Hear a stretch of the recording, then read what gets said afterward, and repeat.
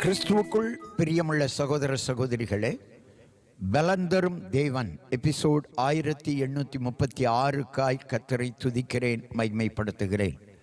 இந்த நாளிலும் ஏசாயா 62 அதிகாரம் 5வது வசனம், அதனுடைய பின்பகுதி நான் உங்களுக்காக வாசிக்கின்றேன்.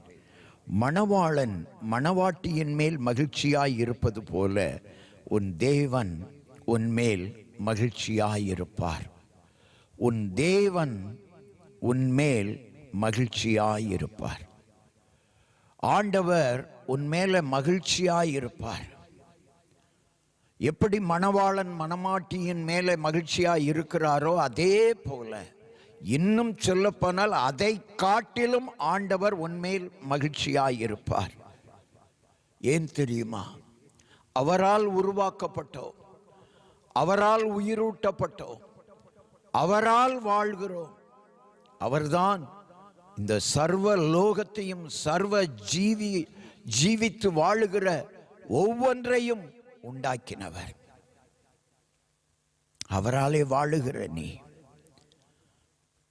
உன்னுடைய காரியங்களில் ஆண்டவர் உனக்கு உதவி செய்யாமல் இருப்பாரோ? உன்னை உருவாக்கினவர் உன்னை மறப்பாரோ? உன்னை உண்டாக்கினவர் உன்னை மறப்பாரோ? நீதான் மறந்து எங்கெங்கோ போகிறாய், எங்கெங்கோ திரிகிறாய், அலைந்து திரிகிறாய். இன்னைக்கு ஆண்டவருடைய வார்த்தை, சகோதரனே உனக்காகத்தான், சகோதரியே உனக்காகத்தான். உன் தேவன் உன்மேல் மகிழ்ச்சியாயிருக்கிறார், பிரியமாயிருக்கிறார். அவரிடத்துல மனம் திரும்பு. கண்களை மூடி ஜெபிக்கலாம்.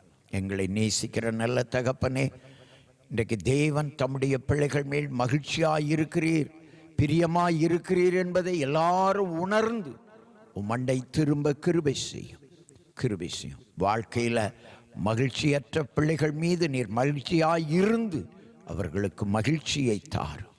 துக்கத்தோடு வாழுகிற ஒவ்வொருவருக்கும் துக்கம் நீங்கி மகிழ்ச்சி பொங்கும்படியாய் அவர்களுக்கு மகிழ்ச்சியை தாரும் சுவாமி, மகிழ்ச்சியை தார். நீங்கள் மகிழ்ச்சியாய் வாழப்போகிறீர்கள்.